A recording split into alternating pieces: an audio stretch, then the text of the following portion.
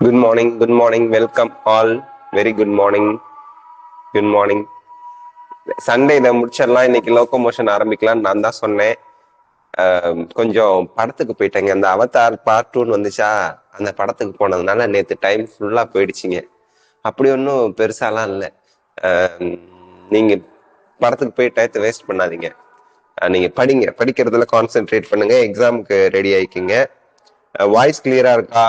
Board ஃபுல்லா கிளியரா தெரியுதுங்களா? அது யாராவது சாட் பாக்ஸ்ல சொல்லுங்க. போர்டு கிளியரா தெரியுதுங்களா? இன்னைக்கு நான் வந்து ஒன் ஷாட் வீடியோ போடுறதுக்கு ட்ரை பண்றேங்க. கண்டிப்பா அந்த இதுக்கு முந்தின சாப்டருக்கும் இந்த சாப்டருக்கும் வாய்ஸ் கிளியரா கேக்குதுங்களா? போர்டு கிளியரா தெரியுதுங்களா? பிளர் இல்லாம? ஓகே ஓகே சரி, இப்ப நம்ம கண்டினியூ பண்ணலாம். ஓகே சரி, இன்னைக்கு இந்த சாப்டரை கம்ப்ளீட் பண்ணிடலாம். ரெகுலேஷன் ஆஃப் கிட்னி ஃபங்க்ஷன்ல இருந்து நம்ம ஆரம்பிக்கணும். ஆமா தானுங்களே? எஸ். சரி, the functioning of kidneys is efficiently monitored and regulated by hormonal feedback mechanism. Hormonal feedback mechanism. Hormonal feedback mechanismனா ஒரு சிக்னல் போகுதுன்னா அந்த சிக்னல், அதாவது நியூரல் சிக்னல் போகுது அப்படின்னா அந்த நியூரல் சிக்னலுக்கு ரிப்ளை எப்படி வரும்னா ஹார்மோன்ஸ் மூலியமா வரும். அதான் ஹார்மோனல் ஃபீட்பேக் மெக்கானிசம். நியூரல் சிக்னலுக்கு தகுந்த மாதிரி ஹார்மோனோட அந்த ரிலீஸ் அது இருக்கும், அதுக்கு ரிலேட்டடா. அதான் hormonal feedback mechanism involving 3 things.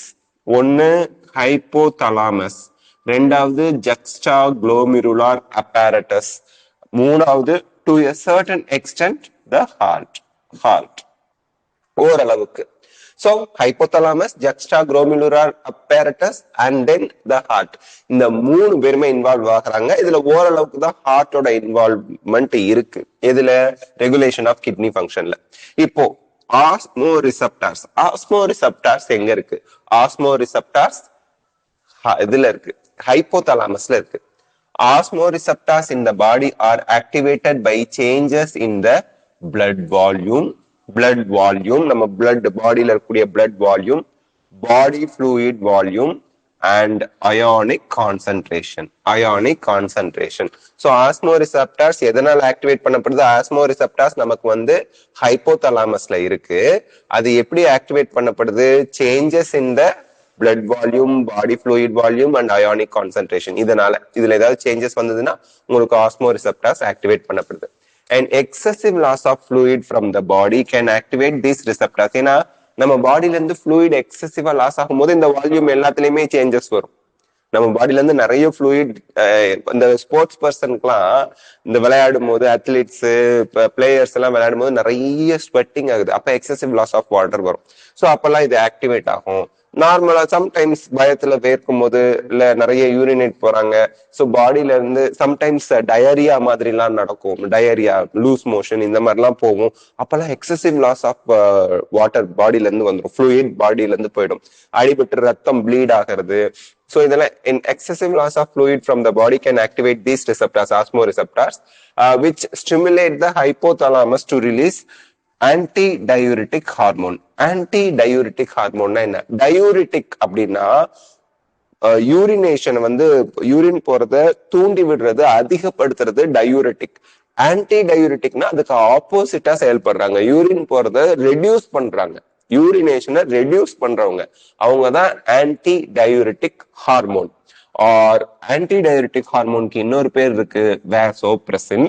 From the நியூரோஹைப்போஃபைசிஸ்.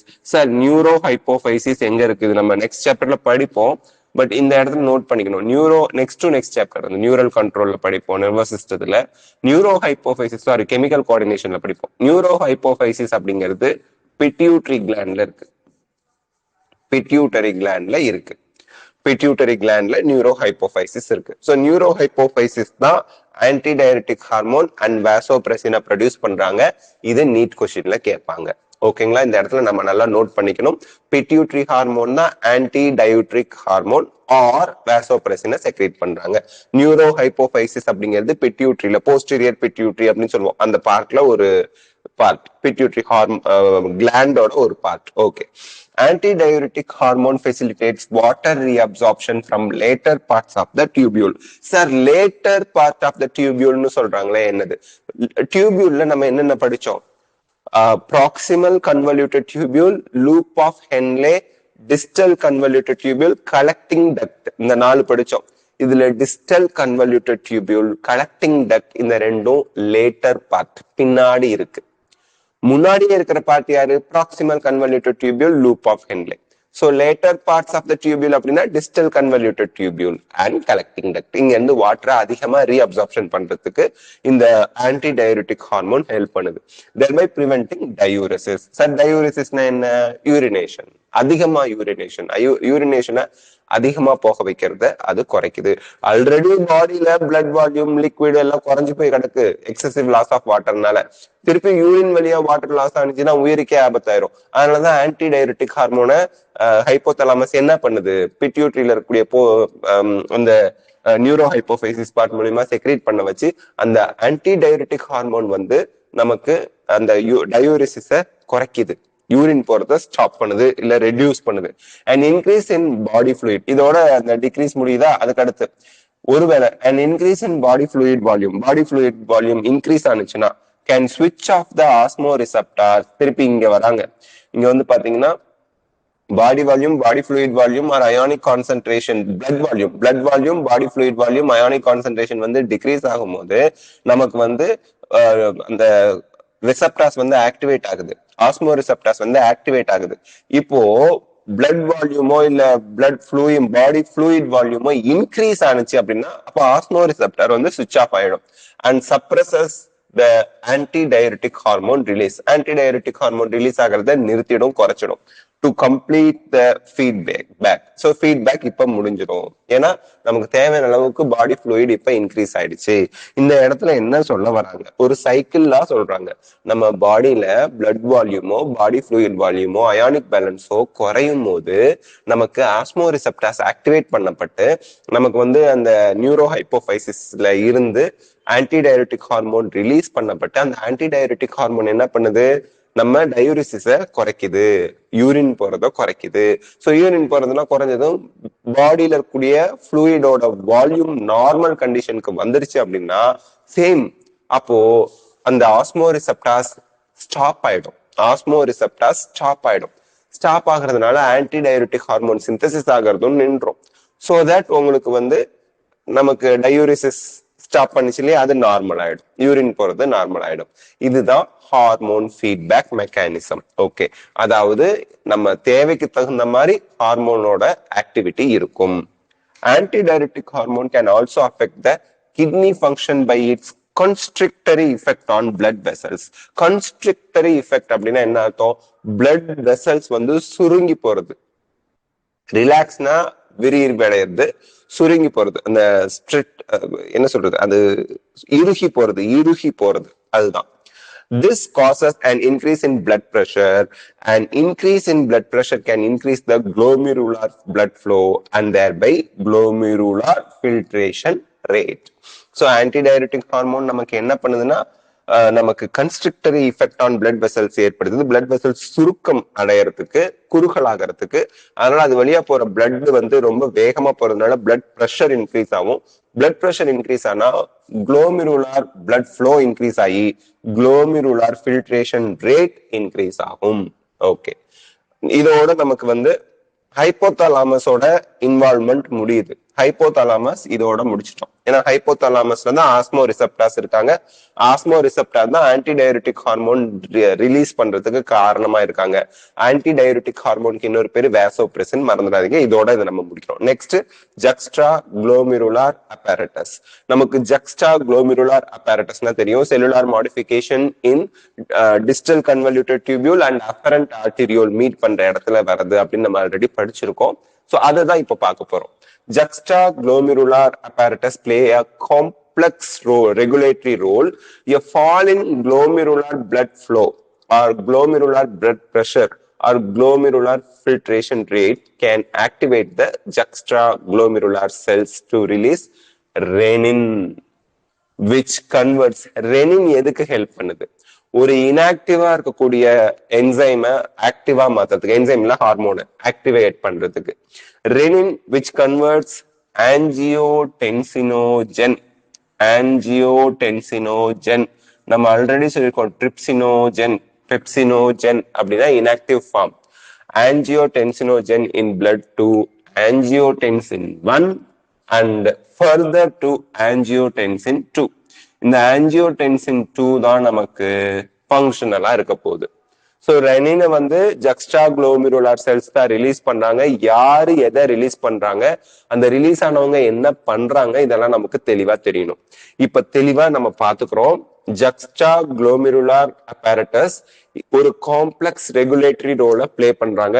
Regulator அப்படின்னாலே என்ன அர்த்தம்? ஒன்னு இன்க்ரீஸும் பண்ணும், இல்லைன்னா டிக்ரீஸும் பண்ணும். ரெண்டு வேலையும் செய்யறவங்க தேவைக்கு தகுந்த மாதிரி அவங்களதான் ரெகுலேட்டர் அப்படிம்போம். ஃபேனுக்கு ரெகுலேட்டர் இருக்கும். குளிர் காலத்துல கம்மியா வைப்போம், வெயில் காலத்துல ஜாஸ்தியா வைப்போம். குளிர் காலத்துல ஃபேன் ஆஃப் பண்ணா நல்லாதான் இருக்கும், ஆனா கொசு கடிக்கும். ஃபேனை போட்டா குளிரும், என்ன பண்றது? அட்ஜஸ்ட் பண்ணி தான் ஆகணும். Okay, fall in glomerular blood flow, blood pressure or glomerular filtration rate தான் நமக்கு வந்து அது குறையும் போது juxtaglomerular cells ஆக்டிவேட் பண்ணப்பட்டு ரெனினை ரிலீஸ் பண்ணுது. juxtaglomerular cells தான் ரெனினை ரிலீஸ் பண்ணுது. ரெனினோட ஃபங்க்ஷன் என்ன?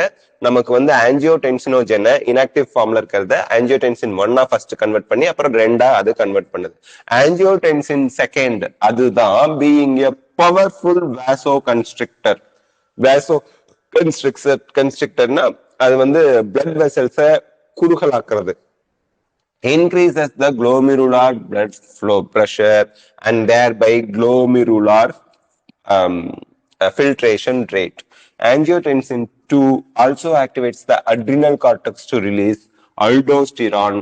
Aldosterone causes reabsorption of sodium and water from the distal parts of the tubule. எப்பவுமே சோடியமோ அந்த வாட்டர் இதெல்லாம் ரீஅப்சார்ப்ஷன் டிஸ்டல் பார்ட்ல தான் வரும். டிஸ்டல் பார்ட்னா தள்ளி, லேட்டர் பார்ட் தான் டிஸ்டல் பார்ட். நம்ம இதுக்கு முன்னாடி சொன்னோம்ல, distal convoluted tubule and collecting tube, இதெல்லாம் தான் டிஸ்டல் பார்ட், அது லேட்டர் பார்ட். அங்கதான் reabsorption of water and sodium நடக்குது. Next, this also leads to an increase in blood pressure and glomerular filtration rate. இது reabsorption of and sodium and water. And then this complex mechanism is generally known as renin-angiotensin mechanism. So renin-angiotensin mechanism main reason juxtaglomerular apparatus இருக்கக்கூடிய cells. Okay. Next நம்ம பார்க்கிறது an increase in blood flow to the atria. இப்போ heart பார்க்கிறோம் மூணாவது. To a certain அதாவது extent ஓரளவுக்கு ஹார்ட்டும் நமக்கு வந்து ரெகுலேஷன்ல ஹெல்ப் பண்ணுது. யூரின் ரெகுலேஷன்ல, கிட்னி ரெகுலேஷன்ல அப்படின்னு பார்த்தோம் இல்லையா, ஹார்ட் எப்படி ஹெல்ப் பண்ணுதுன்னு பார்க்கலாம். an increase in blood flow to the atria. அட்ரியாவுக்கு blood flow எங்க இருந்து வருது? அதான் pulmonary vein blood other parts இருந்து கொண்டு வராங்க. பல்மனரி வெயின் லங்ஸ்ல இருந்து கொண்டு வராங்க. பல்மனரி அப்படின்னாலே லங்ஸ்ல இருந்து பிளட் கொண்டு வராங்க அட்ரியாவுக்கு. வீணாக்காவா அதர் பார்ட்ஸ் ஆஃப் த பாடியில இருந்து பிளட் கொண்டு வராங்க. Okay, so an increase in blood flow to the atria of the heart can cause the release of atrial natriuretic factor, ANF சொல்லுவாங்க. ANF can cause vasodilation. vasodilation vessels, blood vessels வந்து விரிவடைகிறது, relax ஆகிறது. dilation of blood vessels. vasoனா blood vessels தான். and thereby decrease the blood pressure. ANF mechanism therefore acts as a check on renin-angiotensin mechanism. renin-angiotensin mechanism என்ன பண்ணும்? vaso constriction ஏற்படுத்தும் அப்படின்னு பார்த்தோம். vaso constriction ஏற்படுத்தும். இது vaso dilation ஏற்படுத்துது. சோ ரெண்டும் ஆப்போசிட். சோ அதனால இது ஒரு செக் பண்றது, ஸ்டாப் பண்றதுக்கு இந்த நமக்கு ஆன்டி நாட்ரியூட்ரிட்டிக் அட்ரியல் நாட்ரியூட்ரிட்டிக் ஃபேக்டர் ஹெல்ப் பண்ணுது. ஓகேங்களா, இது நல்லா ஞாபகம் வச்சுக்கணும். நெக்ஸ்ட், மிக்சுரேஷன் அப்படிங்கிறது ஒன்னும் கிடையாது, யூரினேஷன் தான். ப்ராசஸ் ஆஃப் யூரின் போறோம்ல, அதுதான் மிக்சுரேஷன். நம்ம யூரின் போறோம்ல, அந்த ப்ராசஸ்க்கு பேரு micturition. Urine formed by the nephrons. Nephron தெரியும் இல்லையா, functional unit in kidney. is ultimately carried to the urinary bladder. ரெண்டு யூரிட்டரும் அந்த urinary bladder bag like structure இருக்குல்லையா, அதுக்கு யூரினை கொண்டு வந்துரும்.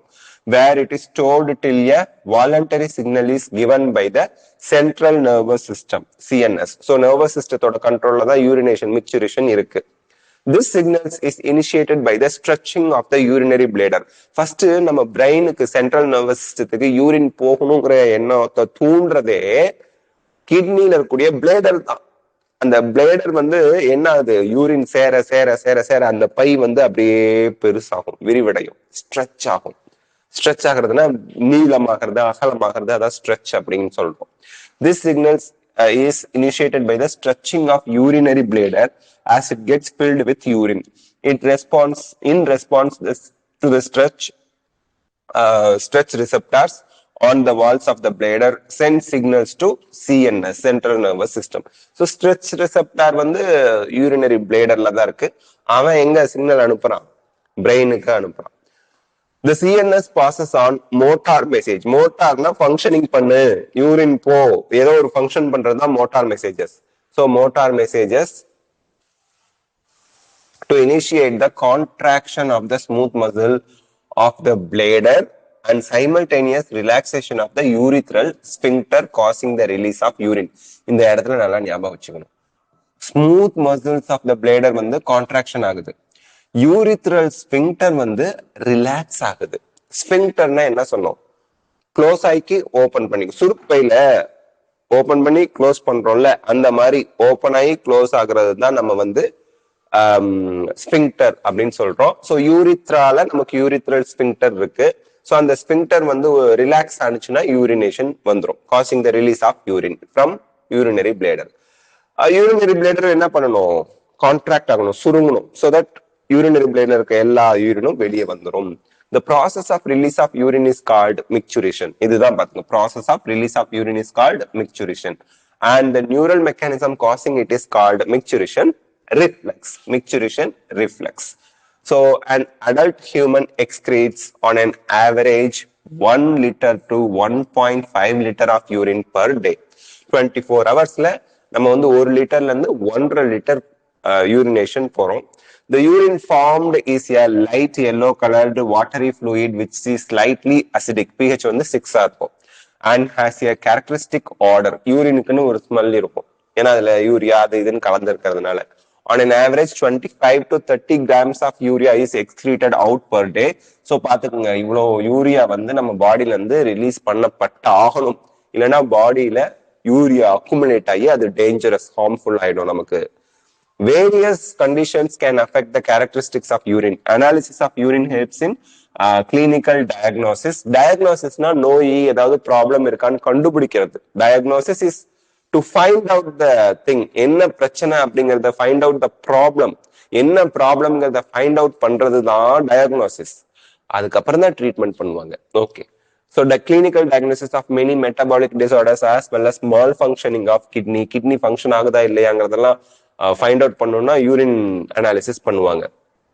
For example presence of glucosuria அப்படின்னு சொல்லுவோம், அண்ட் கீட்டோன் பாடிஸ், கீட்டோனோரியா அப்படி சொல்றோம் in urine are indicative of diabetes mellitus. Diabetes mellitus அப்படிங்கிற டிசார்டர் அதை கண்டுபிடிக்கிறதுக்கு நமக்கு யூரின்ல குளுக்கோஸ் இருக்குது இல்ல கீட்டோன் பாடிஸ் எக்ஸசிவா இருந்துச்சு அப்படின்னா அது நம்ம வந்து டயபெட்டிஸ் மெல்லிட்டஸ் இருக்குன்னு யூரின் அனாலிசிஸ் பண்ணி கண்டுபிடிச்சிக்கலாம். Okay, next role of other organs in excretion.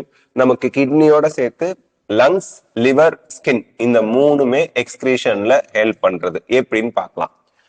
First lungs removes large amount of carbon dioxide, approximately 200 ml per minute. ஒரு நிமிஷத்துக்கு 200 ml of carbon dioxide நம்ம பாடியில இருந்து ரிலீஸ் ஆகணும். And also significant quantities of water every day. லங்ஸ்ல. Liver நம்ம பாடியில இருந்து தேவைக்கு அதிகமா இருக்க water and carbon dioxide release பண்ணது ஹெல்ப் பண்ணுது. Next, liver, the largest gland in our body, secretes bile containing substances like bilirubin, biliverdin, cholesterol, degraded steroid hormones, then vitamins and drugs. இதெல்லாம் நமக்கு வந்து நம்ம பாடியில largest gland liver வந்து secrete பண்றது. Most of these substances ultimately pass out along with digestive waste. So இங்க வந்து பாத்தீங்கன்னா தேவைக்கு அதிகமா இருக்கக்கூடிய bilirubin, biliverdin, cholesterol, degraded steroid hormones, vitamins, drugs இது எல்லாமே லிவர் மூலியமா நமக்கு செக்ரீட் பண்ணப்பட்டு பியூரிஃபை பண்ணப்பட்டு ப்ராசஸ் பண்ணப்பட்டு நம்ம டைஜஸ்டிவ் வேஸ்ட் இருக்கு இல்லையா, மோஷன் போறோம் இல்லையா, அது வழியா வெளியே அனுப்பப்பட்டுடும். ஓகே, த ஸ்வெட் அப்படிங்கிறது என்னன்னா வேர்வை, sweat. The sweat and sebaceous glands in the skin can eliminate certain substances through their secretions. So sweat அப்படின்னு பார்க்கும்போது வேர்வை, sweat produced by the sweat glands, நம்ம பாடியில ஸ்கின்ல sweat glands இருக்கும், is a watery fluid containing வேர்வை தான் sweat. அதுல என்ன இருக்கு, சோடியம் குளோரைட் இருக்கு, ஸ்மால் அமௌண்ட் ஆஃப் யூரியா இருக்கு, லாக்டிக் ஆசிட் இருக்கு. ஸோ லாக்டிக் ஆசிட்ல நம்ம பாடியில அக்குமுலேட் ஆனா என்ன ஆகும், கிருகிருன்னு மயக்கமா லேசினஸா இருக்கும். ஸோ நம்ம வேர்வை அதிகமா வரும்போது அதுல நம்ம பாடியில அக்குமுலேட் ஆகக்கூடிய லாக்டிக் ஆசிட் வெளியேற்றப்படும். Though the primary function of sweat is to facilitate a cooling effect on the body surface, actually நமக்கு எதுக்காக ஸ்வெட்டிங் வருது அப்படின்னா, நான் ஒர்க் பண்ணும்போதே என் பாடி டெம்பரேச்சர் இன்க்ரீஸ் ஆகும். ஸோ தட் அந்த ஸ்வெட்டிங் வெளியில வந்து ஸ்கின்ல உடனே தொடக்க கூடாது ஸ்வெட்டிங்க. அந்த ஸ்வெட்டிங் அப்படியே இவாபரேட் ஆகும்போது பாடியில இருக்கக்கூடிய பாடி சர்ஃபேஸ் இருக்கக்கூடிய ஹீட் அப்சார்ப் பண்ணிட்டு இவாபரேட் ஆகும்போது பாடி கூல் டவுன் ஆகும். அதுதான் ஸ்வெட்டிங்கோட main function. It also helps in the removal of some of the waste mentioned above. யாரு, சோடியம் குளோரைட் எக்ஸசிவா இருக்கா, அதை ரிலீஸ் பண்ண ஹெல்ப் பண்ணுது. யூரியா ஓரளவுக்கு ஹெல்ப் பண்ணுது, ரிலீஸ் பண்ண ஹெல்ப் பண்ணுது. லாக்டிக் ஆசிட் ரிமூவ் பண்ண ஹெல்ப் பண்ணுது. Okay, it also help in the removal of some of the waste mentioned above. Sebaceous கிளாண்ட்னா சீபம் அப்படிங்கிற ஒரு ஆயிலி சப்ஸ்டன்ஸை ரிலீஸ் பண்ற gland. Sebaceous glands eliminate certain substances like sterols, hydrocarbons and waxes through sebum. So அதனாலதான் என்ன வலியுது மூஞ்சில அப்படிம்பாங்கல்ல, அந்த sebaceous கிளாண்டோட secretion தான். அது பாடி பார்ட்ஸ்லயும் அங்கங்க இருக்கும். ஸோ அது ஆக்சுவலி அது ஒரு ப்ரொடெக்டிவ் கவரிங். அந்த ஆயிலி ஃபேஸ்ன்னு சொல்றாங்கல்ல, அது உடனே oil control cream, oil control soap எல்லாம் போட்டு நம்ம ரிமூவ் பண்றோம். ஆக்சுவலி அது ப்ரொடெக்ட் பண்ணுது நம்ம ஸ்கின்னை. This secretion provides protective oily covering for the skin. Do you know that small amounts of nitrogenous waste could be eliminated through saliva too? நம்ம saliva இருக்குல்லையே எச்சில், அதுல ஓரளவுக்கு nitrogenous waste, small amount of nitrogenous waste release பண்ணப்படுது. Okay, next நம்ம பாக்குறது disorders of the excretory system. Malfunctioning of kidneys தான் main disorder. Kidney வந்து சரியா ஃபங்க்ஷன் பண்ணல அப்படின்னா என்ன ஆகும்? Can lead to accumulation of urea in the blood, a condition called uraemia. நம்ம பிளட்ல யூரியா அக்குமுலேட் ஆயிடுச்சுன்னா அது very very harmful, very dangerous. அதை நம்ம யூரீமியா சொல்றோம், which is highly harmful and may lead to kidney failure. So kidney ஃபெயிலியர்னா ரெண்டு கிட்னியும் ஃபங்க்ஷனிங் ஆகாம போயிடுறது. In such patients, urea can be removed by the process called hemodialysis. Dialysis கேள்விப்பட்டிருப்பீங்க. Hemodialysis blood purify பண்றது. During the process of hemodialysis, the blood drained from a convenient artery. இது நல்லா ஞாபகம் வச்சுக்கணும். இதுதான் கொடுமை, நரக வேதனை. என்ன நரக வேதனை? நம்ம கையில தான் அந்த ஆர்டரி, கன்வீனியன்ட் ஆர்டரி வந்து கையில இருந்து தான் எடுப்பாங்க. வேற வயிறு, மேபி கையில கிடைக்கலன்னா காலு, வயிற்று பகுதி, எங்க இல்ல நெஞ்சு பகுதி, எங்க ஆர்டரி இருக்கு பார்த்து எடுப்பாங்க.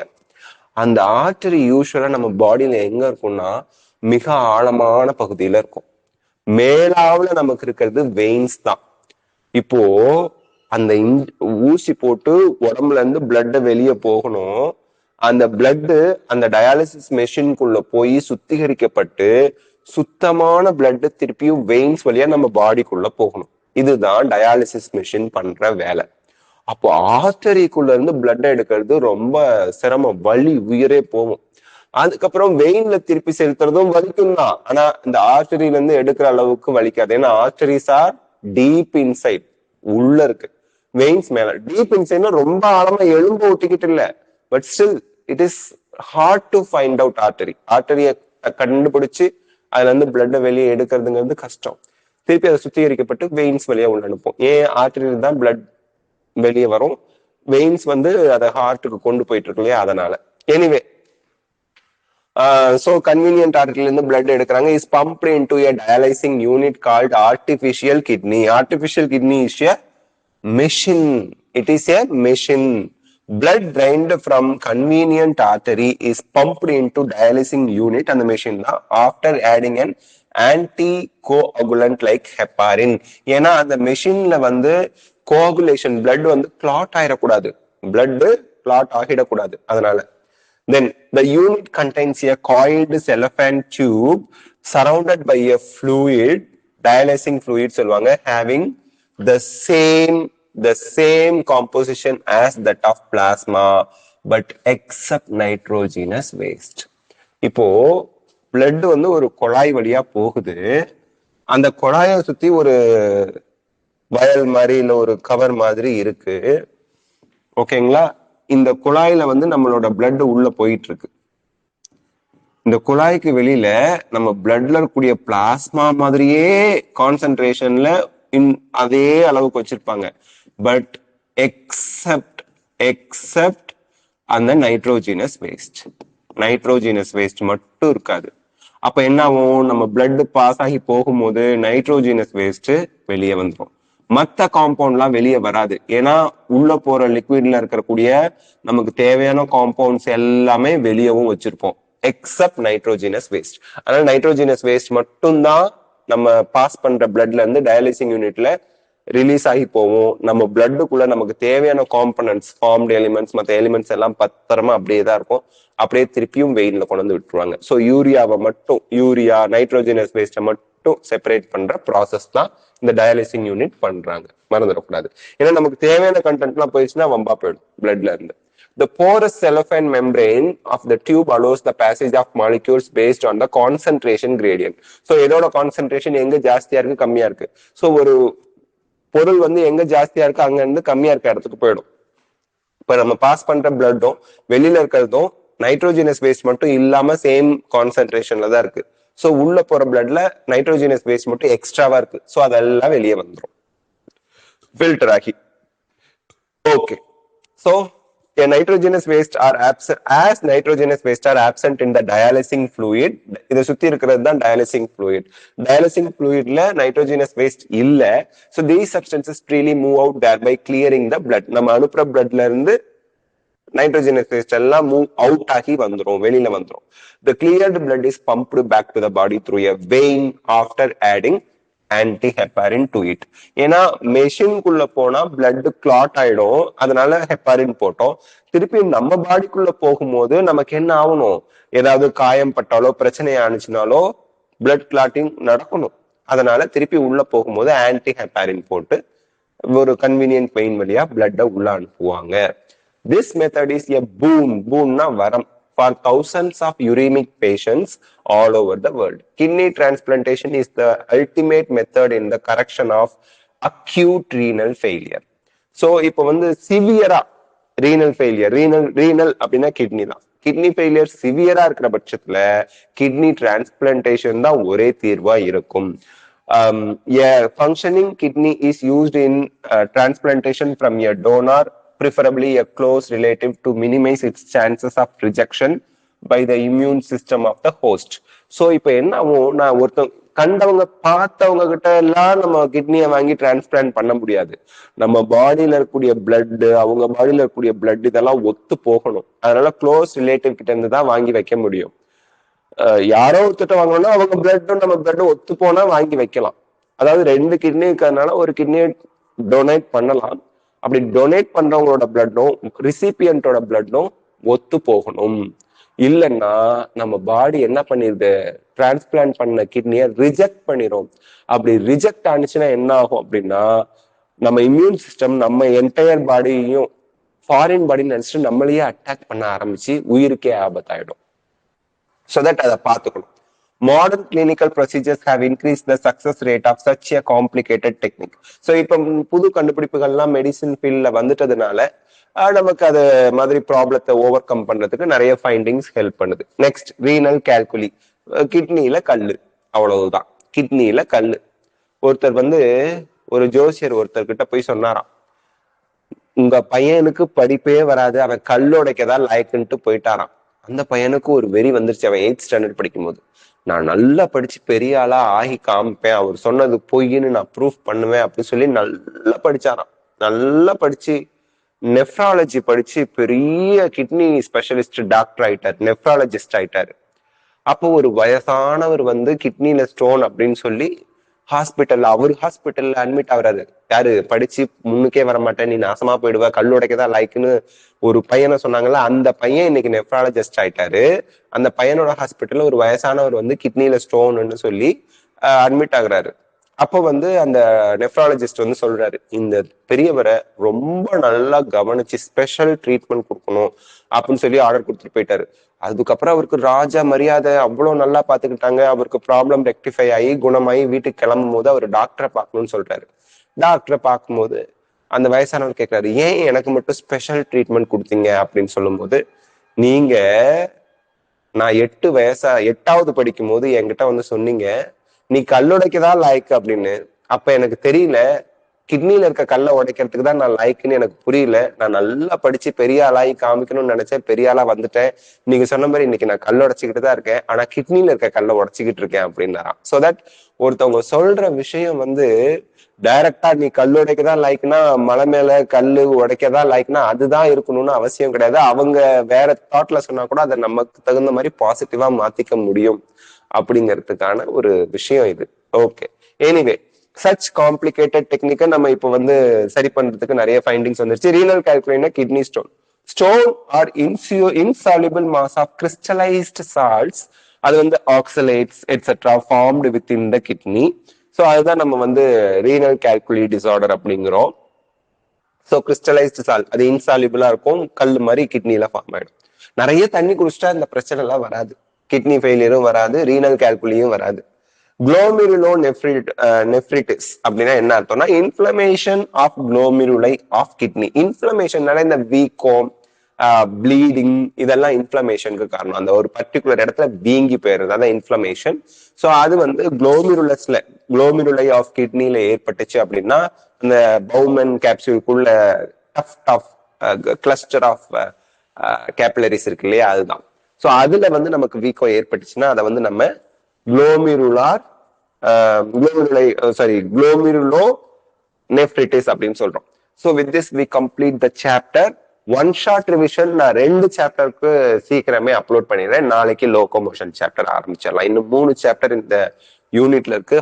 கண்டிப்பா டிசம்பருக்குள்ள நம்ம 11th கம்ப்ளீட் பண்ணிடுவோம். ஜனவரி, பிப்ரவரி, மார்ச்ங்கிறது நான் எக்ஸ்ட்ரா டைம் வச்சுதான் சொல்றேன், 12th கம்ப்ளீட் பண்ணிடுவோம். So with this we complete the session. உங்களுக்கு ஏதாவது டவுட் இருக்கா யாருக்காவது?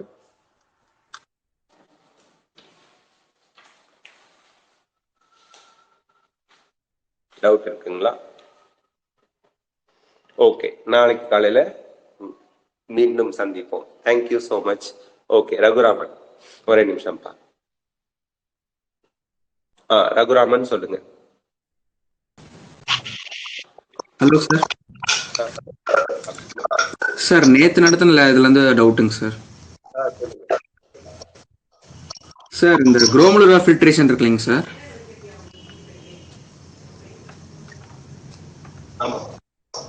அது வந்து 1100 to 1200 ml பர் மினிட்டுக்கு வந்து ஃபில்டர் பண்ண கொடுத்துருக்காங்க sir.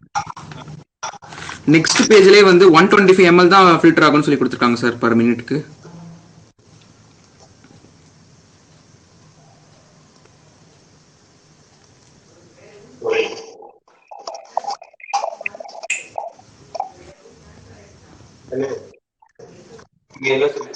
Amount of filtrate formed by the kidneys per minute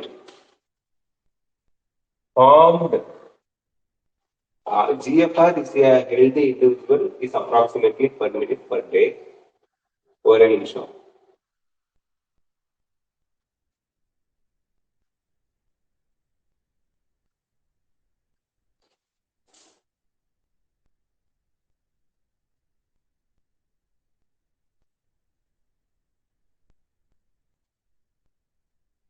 தம்பி, இங்க வந்து blood filter ஆகுது. கண்ணு நல்லா பாருங்க. On an average பிளட் வந்து பிளட் உள்ள போற பிளட் எவ்வளவு போயிட்டு வருது ஒரு நிமிஷத்துக்கு, இது வேற. இது வந்து ஃபார்மான பிளட் இல்ல. ஓகேப்பா? ஓ பிளட் ஃபில்டர் ஆயிட்டு அதர் சப்ஸ்டன்ஸ் வந்து நிக்கலையாங்க சார்? அதாவது நம்ம டீ ஃபில்டர் பண்ணா ஃபில்டர் ஆகி கீழே வந்தது எப்ப ஃபில்டர் பண்ணணும்ன்றது ஒரு அளவு, ப்ராடக்ட் எவ்வளவு, இது ப்ராடக்ட் ஃபில்ட்ரேட், அது பிளட். பிளட் வேற, பிளட்ல இருந்து ஃபில்டர் ஆகி வந்த கண்டென்ட் வேற இல்ல. ஓகேங்க சார். அது வந்து 1200 ml பிளட் உள்ள போயிட்டு வெளியே வந்த அளவோட பிளட்டோட அளவு, அதுல இருந்து ஃபில்டர் ஆகி வந்த ஃபில்ட்ரேட். ஓகேப்பா? ஓகேங்க சார். சரி, ஓகே. அவரு கரெக்டா டவுட் கேட்டுருக்காரு, நல்ல விஷயம். எல்லாருக்கும் ஒரு தெரிஞ்சிருக்கும், அது வேற இது வேற அப்படிங்கிற மாதிரி. Okay, thank you so much, take care, bye, see you.